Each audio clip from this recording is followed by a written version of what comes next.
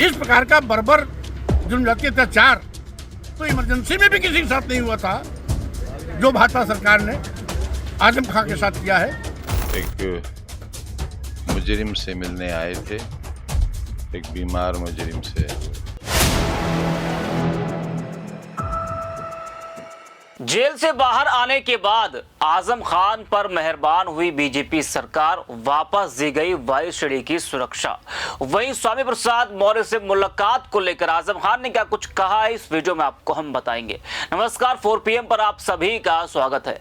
दोस्तों, उत्तर प्रदेश की सियासत में हलचल तेज है और इस हलचल की वजह है समाजवादी पार्टी के वरिष्ठ नेता आजम खान, जो 23 महीने बाद जेल से बाहर आए।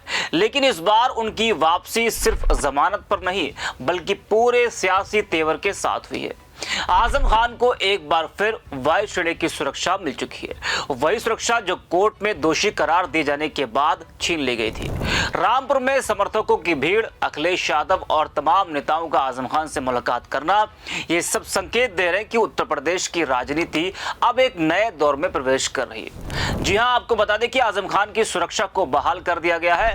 अब उन्हें वायु श्रेणी की सुरक्षा प्रदान की गई है। उनकी सुरक्षा में तैनात गार्ड और गनर उनके पास वापस भेज दिए गए हैं। आजम खान को वायु श्रेणी की सुरक्षा प्रदान की गई थी, लेकिन कोर्ट में दोषी पाए जाने के बाद उनकी विधानसभा की सदस्यता भी खत्म हो गई थी। इसके चलते उनकी सुरक्षा को वापस ले लिया गया था, मगर बाद में उनकी सुरक्षा को बहाल कर दिया था। इस बीच वह सीतापुर जेल से बाहर आए। उनके जेल के आने के बाद सुरक्षा को वापस बुलाया गया था। इस बीच वह सीतापुर जेल गए। उनके जेल जाने के बाद सुरक्षा को वापस ले लिया गया था। अब 23 महीने के बाद आजम खान जेल से जमानत पर बाहर आ गए तो फिर से उनको सुरक्षा दे दी गई है। जेल से आने के बाद से ही घर पर मिलने वालों का आना जाना लगातार लगा है। इसी को देखते हुए पुलिस प्रशासन ने उनको मिली वायु श्रेणी की सुरक्षा को भी वापस कर दिया है। तो आजम खान के जेल से बाहर आने के बाद उत्तर प्रदेश की राजनीति एक बार फिर करवट लेने लगी है।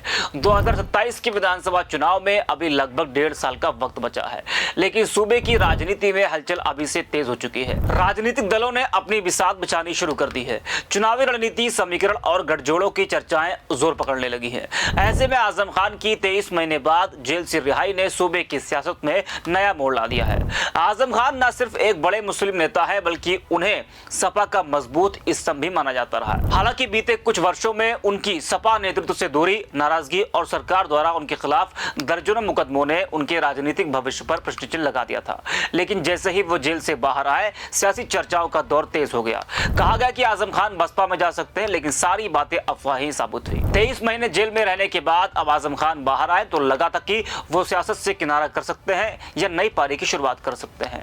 कुछ समय के लिए लो प्रोफाइल रहेंगे, लेकिन हुआ इसके उलट। जनता का जमावड़ा, अखिलेश यादव का रामपुर जाकर मुलाकात करना और अब अन्य दलों के नेताओं का संपर्क, इन सबने संकेत दे दिया है कि आजम खान अब भी राजनीतिक उपयोगिता और प्रभाव रखने वाले नेता हैं। स्वामी प्रसाद मौर्य, जो कभी भाजपा में थे, फिर सपा में आए और अब खुद की पार्टी उनकी है। उन्होंने कल आजम खान से मुलाकात की। भले ही इसे शिष्टाचार भेंट कहा गया हो, लेकिन चुनावी मौसम में जब हर मुलाकात के पीछे सियासी मतलब तलाशा जाता है तो ये भी चर्चा से बाहर नहीं है। स्वामी प्रसाद मौर्य ने तो इसे शिष्टाचार मुलाकात बताया था। उन्होंने कहा कि आजम खान पर राजनीतिक विद्वेष की भावना से कार्रवाई की गई है। सरकार बनने पर उनको इसका परिणाम भुगतना होगा। सरकार में कानून व्यवस्था नाम की कोई भी चीज नहीं है। बेरोजगारी चरम सीमा पर है। प्राइमरी स्कूल बंद करने का फैसला सरकार का बहुत निंदनीय है। जरा आप भी सुनिए आजम खान को लेकर स्वामी ने और क्या कुछ कहा है। आजम खान जी उत्तर प्रदेश के बहुत बड़े नेता हैं।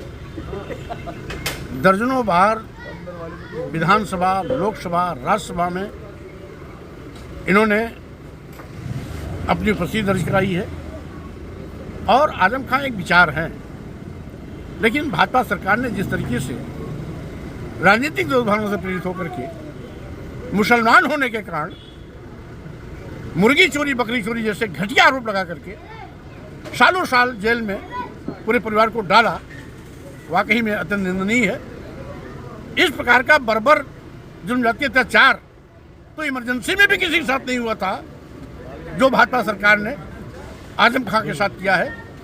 इसकी मैं निंदा करता हूं, क्योंकि लोकतंत्र में इस तरीके से ईर्ष्या, राजनीतिक दुर्भावनाओं से किया गया कार्य या दुश्मनी का कोई स्थान नहीं है। लोकतंत्र में वैचारिक राजनीति की जाती है हो सकता है एक दूसरे की विचारधारा टकराती हो, लेकिन इस आधार पर हम उससे दुश्मनी निभाएं, लोकतंत्र की मान्यता नहीं देते। समाजवादी पार्टी के साथ उतरेंगे 2027 में? बहरहाल 2027 में हम किसके साथ उतरेंगे, किसके साथ नहीं उतरेंगे, इसका फैसला 2026 के अंत में होगा, पंचायत चुनाव के बाद होगा।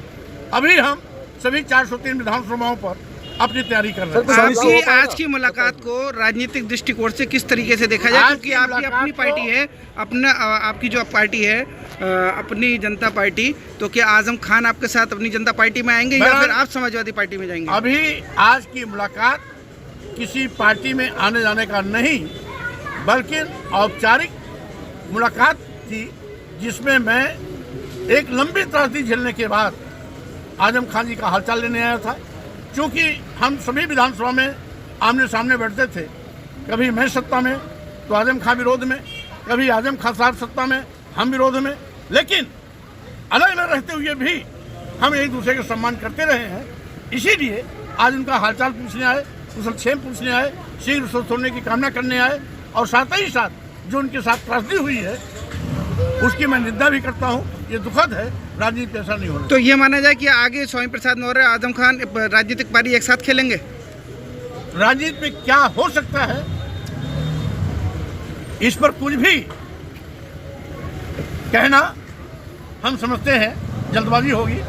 हर कुछ भी, सब कुछ भी राजनीति में संभव है, इसलिए समय इंतजार करिए, आगे आगे देखिए आज की आपकी होता है। आज की 2 घंटे की मुलाकात आपकी आजम खान साहब से हुई है, तो 2 घंटे में क्या राजनीतिक चर्चाएं आपकी ऐसी रही? क्या वो आपके साथ आने वाले हैं या आप उनके साथ जाएंगे? बहरहाल आज हमने आपको पहले कहा, आज बात आने और जाने की नहीं, आज बात लंबे अरसे तक जेल से बाहर आने के बाद उनके साथ राजनीतिक दोष भावना से किए गए कार्य के बदले जो उनको यातनाएं झेलनी पड़ी, उसके विषय में जानकारी लेने आया। जेलों में उनके साथ क्या बीती उसको जानकारी लेने आया। किस तरीके से उनके साथ बर्बर जनजाति अत्याचार किया गया, इसकी जानकारी लेने आया।